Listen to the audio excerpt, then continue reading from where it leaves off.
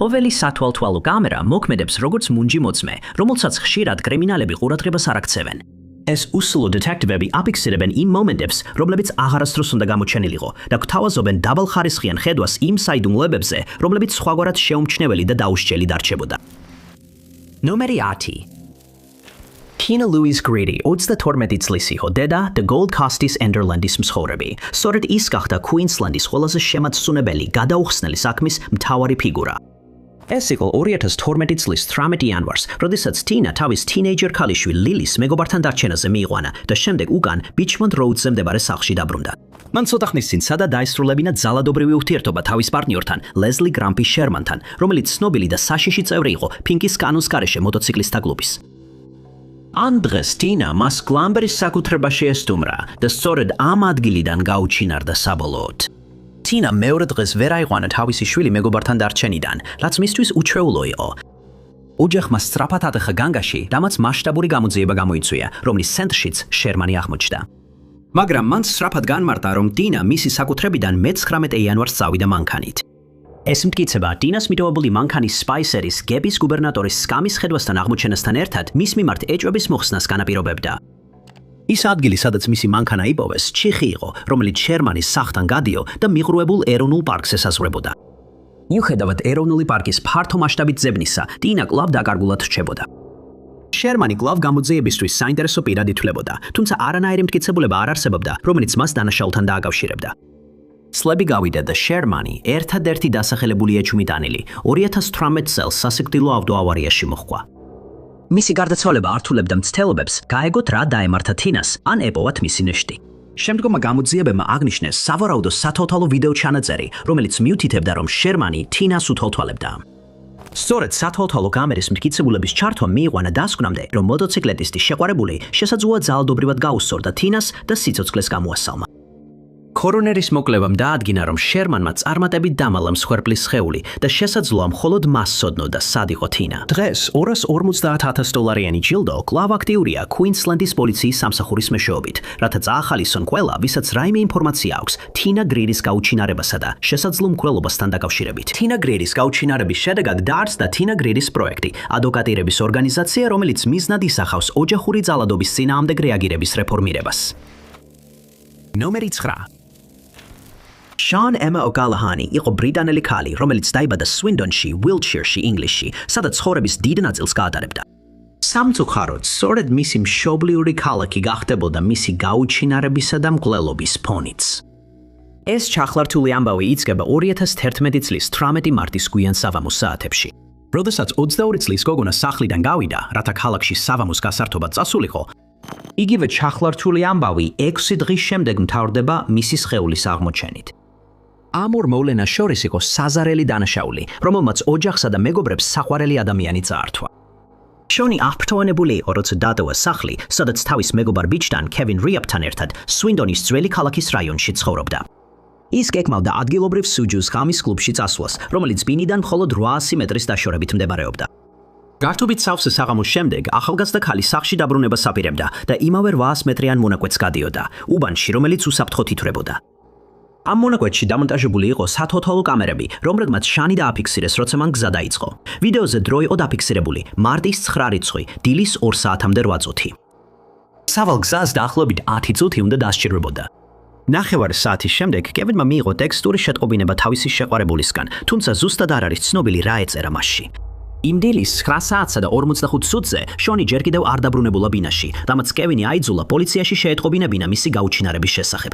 პოლიციამ მაშინვე დაიწყო გამოძიება.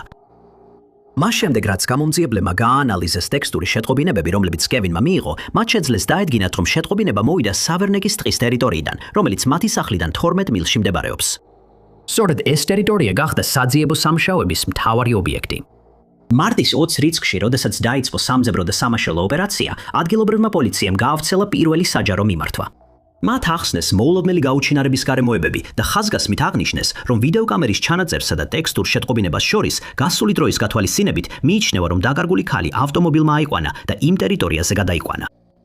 სამჯებრო სამუშაოების დაწყებიდან 2 დღის შემდეგ 400-მა მოხალისემ შეუერთდა და შემოწირულობებიც დაგროვდა, რაც უზრუნველყოფდა, რომ საქმე ღია და აქტიური დარჩენილიყო. ამ დროის განმავლობაში დეტექტივები რამდენიმე საათის ვიდეო თვალთვალის ჩანაწერს სწავლობდნენ და აღნიშნეს მწვანე Toyota Avensis-ის ტაქსი, რომელიც იმ ტერიტორიაზე იმყოფებოდა, საიდანაც შონ ბენეტი გაუჩინარდა. მანქანა მიაკლეს 47 წლის ტაქსის მსხვილს Christopher Halliwells. მისი ყოფნა საეჭვოდ მიიჩნიეს და პოლიციამ სვინდონის მსხოვრები დააკავა, მას შემდეგ, რაც ასტას სუპერმარკეტში მიაგნეს. ამავე დროს მისი ტაქსი ჩამოართვეს და ის გამოძიებაში მნიშვნელოვან როლს შეასრულებდა. ხელისუფლების აზრით ჰალიველმა შონი გაიდაცა.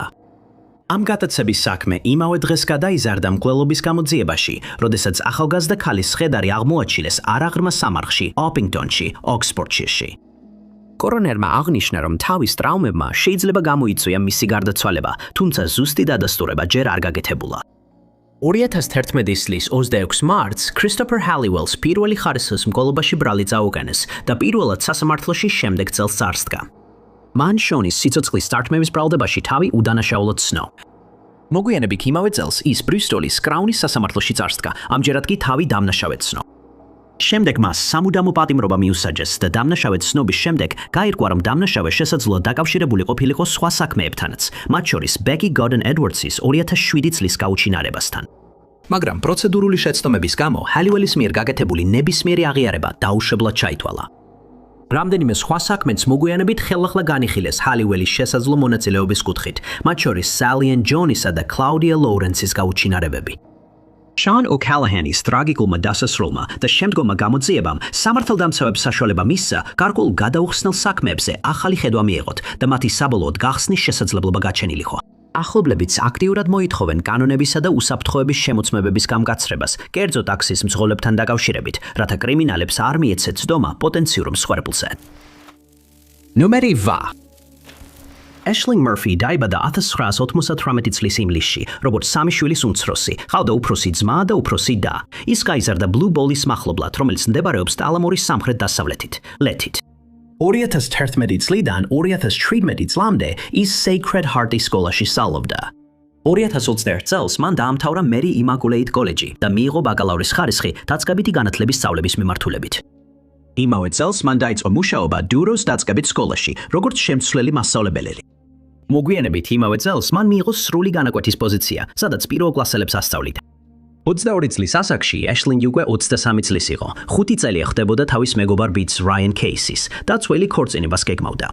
მაგრამ იმ წლის დასაწყისში ეს გეგმები მოულოდნელად ჩაიშალა, როდესაც ახალგაზრდა მომავალი მასწავლებელი სასიკვდილოდ დაესხნენ თავს. იანვრის 12 იყო, დაახლოებით 2 საათსა და 30 წუთზე. როდესაც Ashlingმა სამუშაო დაასრულა და წასასვლელად მოემზადა, სკოლის სათვალთვალო კამერებმა იგი დააფიქსირეს ავტოსადგომზე 2 საათსა და 27 წუთზე, როცა წითელი Seat Cordova-სკენ მიდიოდა. ის ჩაჯდა თავის მანქანაში და N42 გზით დიდი არხის მახლობლად წავიდა. მან ავტოსადგომი ფეხი დატოვა, ეცვა თეთრი მაისური, მუქი ლურჯი ქურთუკი, მუქი ლურჯი ლეგინსი და ვარდისფერი მატყლის ქუდი ხავისფერი ბურთულით. მას ასევე ეგეთა Fitbit-ის Smart საათი, რომელიც მის smartphone-თან იყო დაკავშირებული. ამ მოწყობილობებიდან მიღებულმა მონაცემებმა აჩვენა, რომ Ashling-ი არხის გასწრევ მიდიოდა დგბის ხიდისკენ დაახლოებით 2 საათსა და 51 წუთზე. და 4 წუთის შემდეგ ის სათვალთვალო კამერამ დააფიქსირა, როგორ მიდიოდა იმავე მიმართულებით. და ეს იქნებოდა ბოლო შემთხვევა, როცა ის ცოცხალი ნახეს. შემდგომში მისი გადაადგილება მხოლოდ მის მოწყობილობებზე დაყრდნობით შეიძლებოდა, რაც აჩვენებდა, რომ მან დგბის ხიდი 3 საათსა და 16 წუთზე გადაკვეთა. სანამ უკან დაბრუნდებოდა დანგიანის გზის ავტოსადგომისკენ. ის რამდენიმე წუთის განმავლობაში თანაბარი სიჩქარით მიდიოდა, სანამ 3 საათსა და 21 წუთზე Fitbit-ის ტრეკერში ქაოტური ცვლილება არ დაფიქსირდა. ცვალებადობა მიანიშნა, რომ რაღაც ქაოტური მოხდა, რაც გამომძიებლების აზრით ძალადობრივი თავდასხმა იყო. Ashling-ის აქტივობის ტრეკერმა 3 საათსა და 27 წუთზე მისი გულისცემის შემცირება დააფიქსირა, ხოლო 3 საათსა და 31 წუთზე მონაცემების ჩაწერა შეწყდა.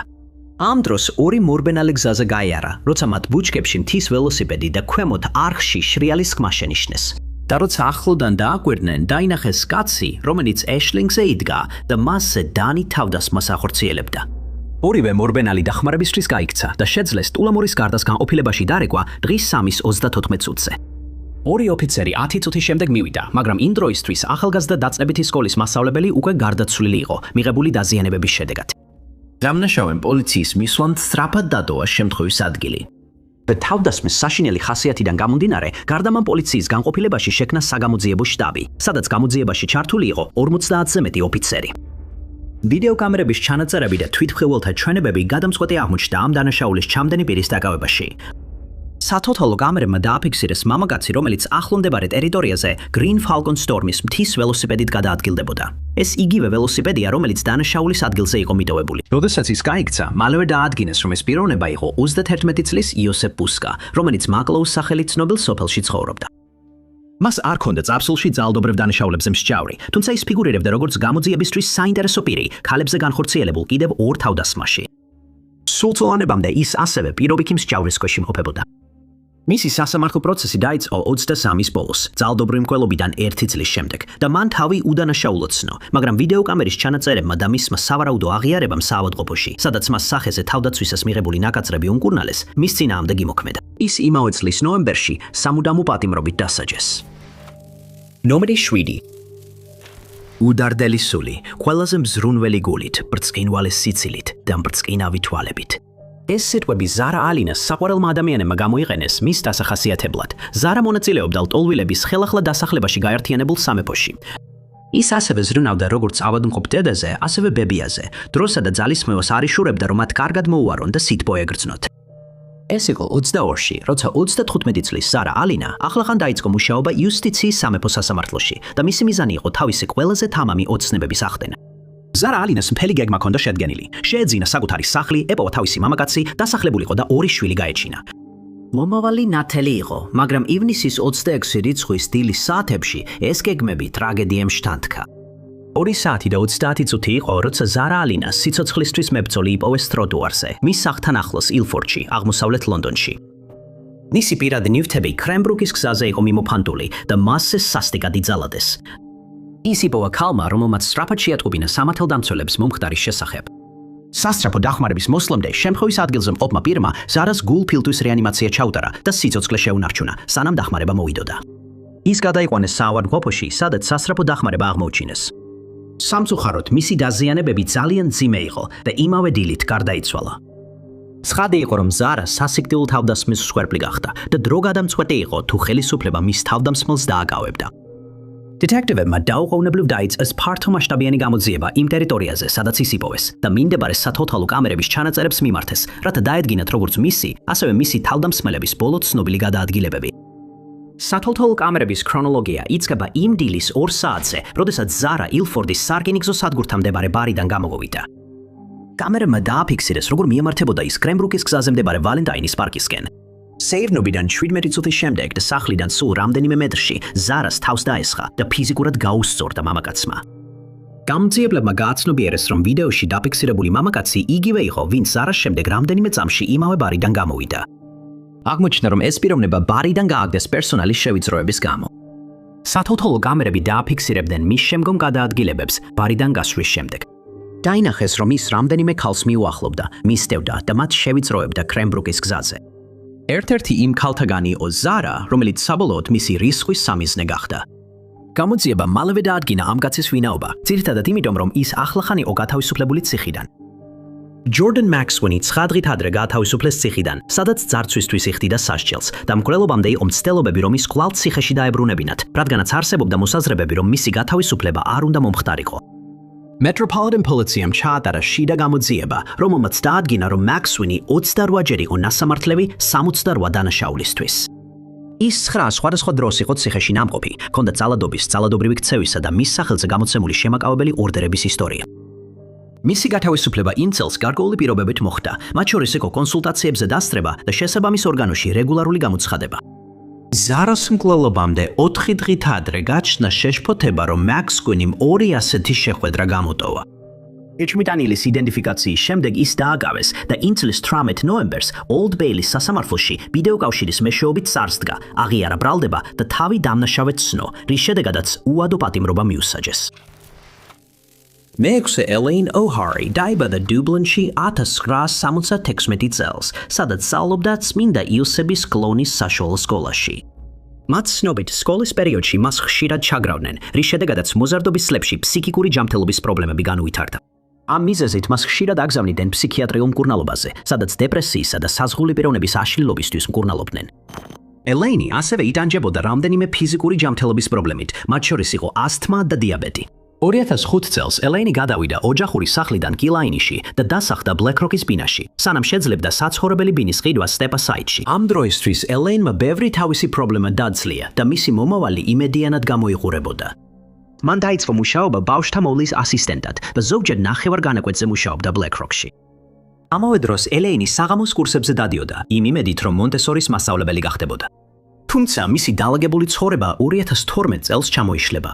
როცა ელეინი თავის სახლიდან გაუჩინარდა, შეცდომით ეგონათ, რომ ის მაშინ დაიკარგა, როცა იალქნიანი გემების რბოლაზე მოხალისეობდა, მაგრამ მისი ჩანთა, საფულე, მობილური ტელეფონი და სათვალთვალო კამერის ჩანაწერები სხვა რამეს მიუთითებდა. სათვალთვალო კამერის ჩანაწერებმა აჩვენა, რომ ირლანდიელი 36 წლის ელეინი იმ წლის 22 აგვისტოს სახლიდან სხვა მობილური ტელეფონით გავიდა. ეს იქნებოდა მისი ბოლოს წინა ნახვა. დუნლერის შანგანაჰის პარკში მორბენალმა დაინახა, როგორ მიდიოდა ელეინი იმ სასაფლაოსკენ, სადაც მისი დედა იყო დაკრძალული. გამლელებმა სასაფლაოდან ქალის ხმამაღალი ყვირილი გაიგეს, თუმცა ვერ დადასტურდა იყო თუ არა ეს ელეინი.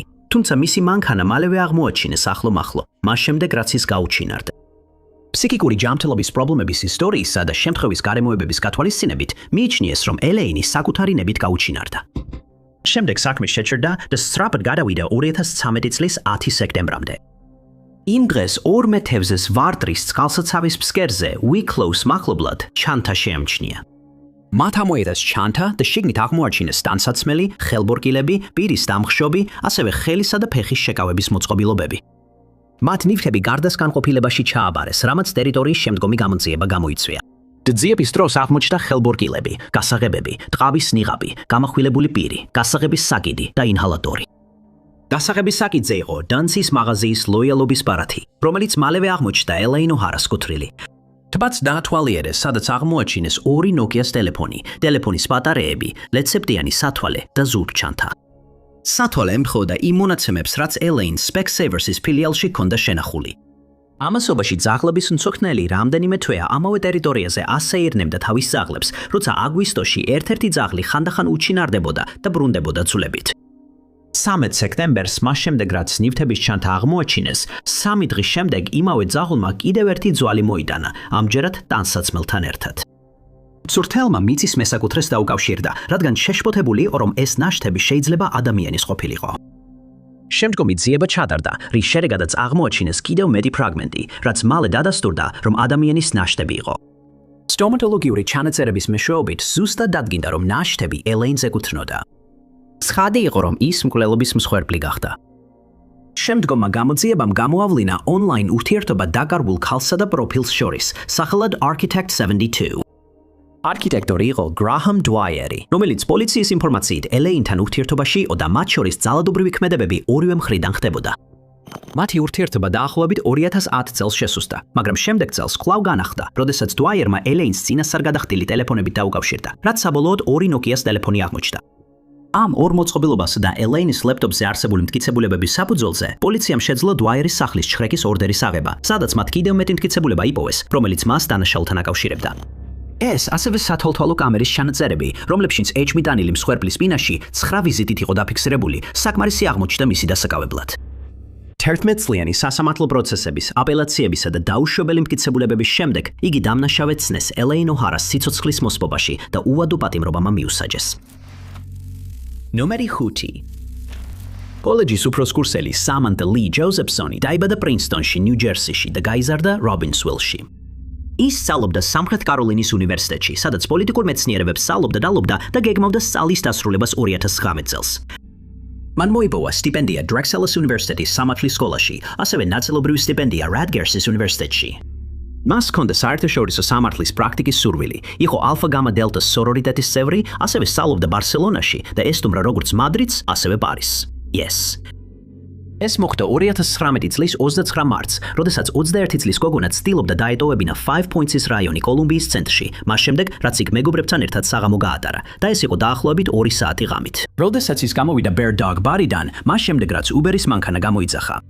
ბარიდან აღებული სათვალთვალო კამერის ჩანაწერმა დააფიქსირა მომენტი, როდესაც შავი Chevrolet Impala გაჩერდა სამანთას გვერდით, იმ დილის 2 საათსა და 9 წუთზე. და ის ჩარჯდა მანქანაში, როგორც ჩვეულებრივი აკეთებენ, როცა მათი Uber-ი მოდის, თუმცა ეს მისი Uber-ი არ იყო. სამანთამ Chevrolet თავისი სახლში სასაყვანი მანქანა ეგონა და როგორც კი იმ მანქანაში ჩაჯდა, ვეღარ გამოვიდა. ცოლმა ბავშვთა საკეტი ჩართო, რაც იმას ნიშნავდა, რომ კარები მხოლოდ გარედან იღებოდა და სამანთა გაჭედილი დარჩა. მეორე დღეს მისი ოთახის მეგობრებმა, რომლებიც მის უსაფრთხოებას ღელავდნენ, სამანთას გაუჩინარება განაცხადეს. მალე New Zion-ის მინდორში გვამი იპოვეს, რომელიც დადასტურდა, რომ დაკარგული ქალის იყო. შემდგომ აუტოპსიამ მსხვერპლის სხეულზე მრავლობითი ბასრის საგნით მიყენებული ჭრილობები გამოავლინა. მას დაახლოებით 120-მდე ჭრილობა ჰქონდა მიყენებული. არსებობდა მტკიცებულება, რომ სამანთამ თავდასხმისგან თავის დაცვა სცადა, რადგან ერთ-ერთი დარტმა მის თავზე იყო მიყენებული. მას თავის ქალსა და ტვინზე ჰქონდა მიყენებული ჭრილობები. საძილე არტერია გახვრეტილი ჰქონდა, ასევე რამდენიმე სხვა ჭრილობა ჰქონდა მხრებზე, ყელზე, ტანზე, ზურგზე, ფილტვებზე, ფეხზე და ტერფებზე. გამონციებამ გადაცების სათვალთვალო კამერის ჩანაწერის გამოყენებით შეძლო ავტომობილის მფლობელზე გასვლა. ნათანიელ როულენდი დააკავეს, ხოლო მისი ავტომობილის ჩხრეკისას აღმოაჩინეს თხევადი მათეთრებელი, სველი ხელსახოცები, ფანჯრის საწმენდის საშუალება, სამანთას მობილური ტელეფონი და მრავალი მტკიცებულება, რომელიც იქ იყო დატოვებული. როულენდის საცხოვრებელში აღმოაჩინეს დასუფთავების საშუალებები და 2 ბასრი იარაღი, რომლებზეც მსხვერპლის დნმ-ის კვალი იყო აღმოჩენილი. როულენდის ფრჩელებიდან აღებული ნიმუშებიც სამანთას ეკუთვნოდა. შემდგომში თავდამსხმელს საუკანეს ბრალი გადაცებასა და მკვლელობაში და უარი უთხრეს გირაოსზე. მისი სასამართლო პროცესი 2021 წლის ივლისში დაიწყო, რომლის დროსაც პროკურორებმა 31 მოწმე გამოიძახეს. დაცვამ მოწმეები არ გამოიძახა და როლანმა ჩვენება არ მისცა. და ერთი კვირის შემდეგ, 1 საათიანი მშელობის შემდეგ, ნაფიცვამ საჯულებმა იგი დამნაშავედ ცნეს და სამუდამო პატიმრობა მიუსაჯეს. ნომერი 20. შვედი ჟურნალისტი და რამდენიმე საინფორმაციო სააგენტოს ფრილანსერი კიმ ვალი სკონეს ოლქში დაიბადა და გაიზარდა. 2013 წელს მან მოიგო ჟურნალისტიკის მომავლის პრემია, ხოლო 2016 წელს ციფრული ჰანცელ მიდის პრემია. ასევე მან მიიღო მრავალი გრანტი სხვადასხვა სააგენტოსთვის, მათ შორის Pulitzer Center of Crisis Reporting-სა და Ground Truth Project-ისგან. 2017 წელს მან დანიშნული ჰქონდა ინტერვიუ დანიელ მეწარმე პიტერ მადსენთან და აღფრთოვანებული იყო მისი მინი წყალქვეშა ნავის UC-3 Nautilus-ის სპორტზე ასვლით. 2017 წლის 10 აგვისტოს ეს სათვალთვალო ფოტო გადაიღეს, სადაც კიმი ჩანს წყალქვეშა ნავის კოშკში, მას შემდეგ რაც ის ახლახან ავიდა მასზე კიოგეს ყურეში, დანია. ეს ფოტო და მადსენთან ერთად ყოფნა იქნებოდა ის, რაც ჟურნალისტის ცოცხლად ნახვის ბოლო მომენტად იქცა. კიმის კოლეგა ოლდ სტალბი განაცხადებს მის გაუჩინარებაზე მას შემდეგ, რაც ნაუტილუსი კოპენჰაგენში არ მიადგა. მალე ამის შემდეგ მადსენი წყლიდან გადაარჩინეს და მეორე დილით ნაუტილუსი ჩაძირული იპოვეს. 21 აგვისტოს ველოსიპედისტმა სანაპიროზე გამორიცხილი ადამიანის ტორსი იპოვა. სიკვდილის შემდგომ ექსპერტიზამ აჩვენა, რომ მსხვერპლი რამდენჯერმე იყო დაჭრილი ბასრი იარაღით. ოქტომბერში აღმოაჩინეს 2 პლასტმასის ჩანთა, რომლებშიც კიმ-ვოლის კიდურები და თავი იყო მოთავსებული. მედსენი დააკავეს როგორც ეჭმიტანილი მისი გაუჩინარების საქმეში და ამტკიცებდა, რომ ჟურნალისტი ნაპირზე ჩამოსვა.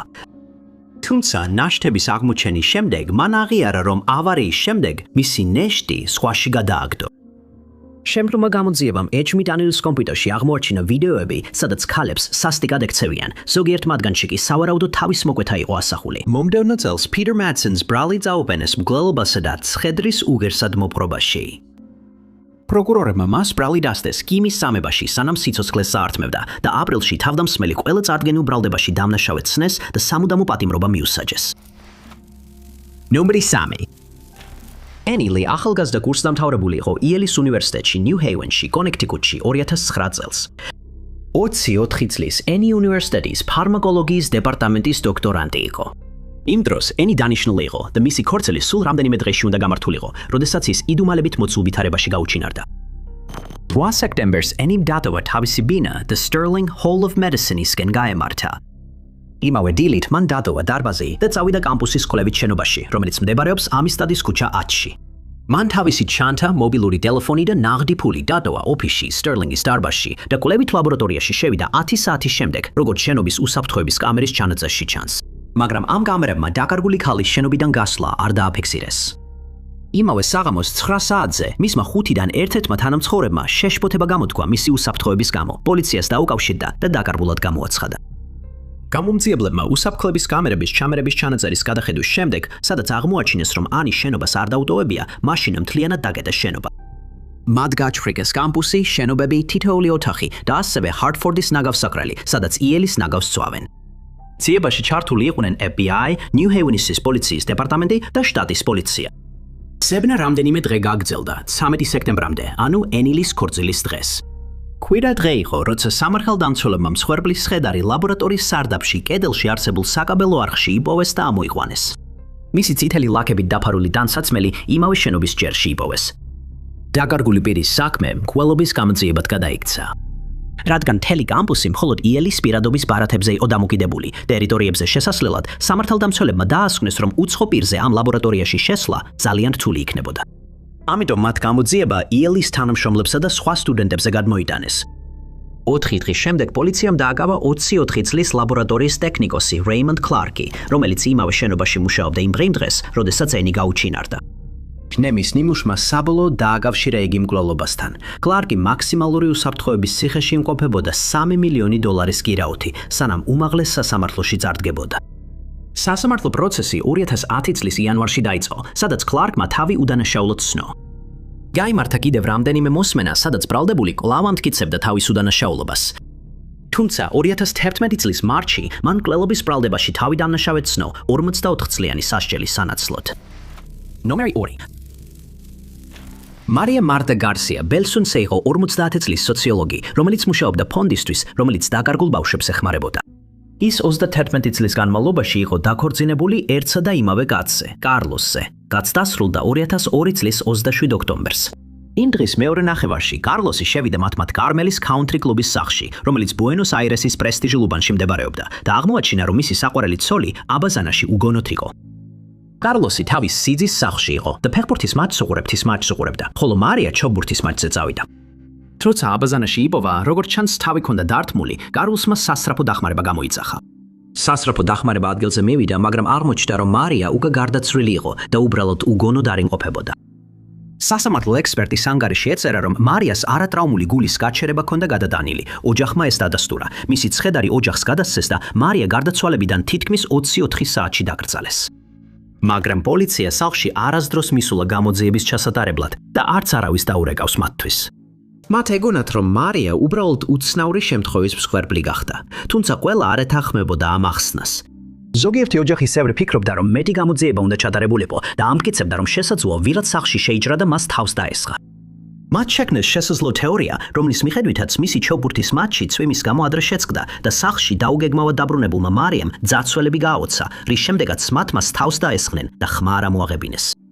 მარიას გერი ძმა დაჟინებით მოითხოვდა, რომ პოლიციას გამოძიება გაეგრძელებინა. სწორედ ამ დაჟინების შედეგად დადგინდა, რომ ქალის თავში მინიმუმ 3 ხვრელი იყო. ხვრელები, რომლებიც არ შეესაბამებოდა თავის ონკანზე ან კრანზე დაჯახებას. მარიას ნეშტი საფლავიდან 1 თვის შემდეგ ამოასვენეს და სამედიცინო ექსპერტებმა მის თავში 5 ლითონის ნაჭერი აღმოაჩინეს, ასევე ნიშანი, რომელიც მე-6-ის არსებობაზე მიუთითებდა. საყოფა ცხოვრების შემთხვევა ახლა უკვე მკვლელობის საქმედ განიხილებოდა. თავდაპირველად გამოძიებლებმა ეტრიკ ჰარზე კარლოსზე მიიტანეს, როგორც შესაძლო ეჭვმიტანილს მიტანილზე, ან გამოძიებისთვის საინტერესო პირზე. სინამდვილეში ის დააგავეს, გაასამართლეს და დანაშაულში დამნაშავედ ცნეს, სანამ სახლის სათვალთვალო კამერების დახმარებით უდანაშაულოდ არ ცნეს. კამერებმა დააფიქსირეს, როგორ დაბრუნდა კარლოსის სახლში იმ დღეს გვიან, მას შემდეგ, რაც მარია უკვე გარდაცვლილი იყო, რაც ადასტურებდა, რომ ის მკვლელობაში არ იყო ჩართული. დანაშაულში გამოყენებული იარაღი 0.22 კალიბრის რევოლვერი აღმოჩნდა. გამომძიებლებს მხოლოდ ირიბი მტკიცებულებები ჰქონდათ და საკმარისი არ იყო საქმის გასახსნელად. მხოლოდ 2018 წელს შეძლეს თავდამსხმელის დაჯერა და ეს საზოგადოების ვიდეო თვალთვალის სისტემის წყალობით მოხდა.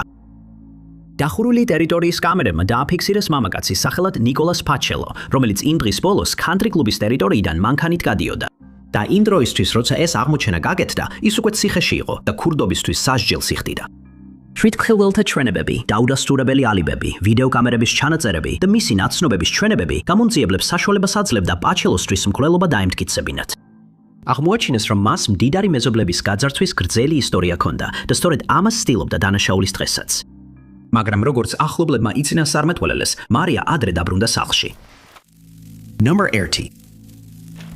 ლიბერტ სკვაირი, რომელსაც უმეტესობა ლიბის ეძახდა, 1998 წელს დაიბადა და გაიზარდა უესტ უიკომში, ბაკინგემშირში. 2019 წლისთვის ის ჰალის უნივერსიტეტში სწავლობდა, სადაც ფილოსოფიას ეუფლებოდა.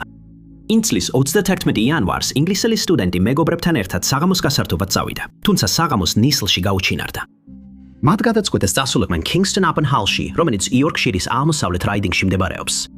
11:20 ღამის საათისთვის ჯგუფი დატოვა ეს ტერიტორია და გაემართა ველიში, პოპულარულ ღამის კლუბში, რომელიც ჰალის ცენტრში მდებარეობს.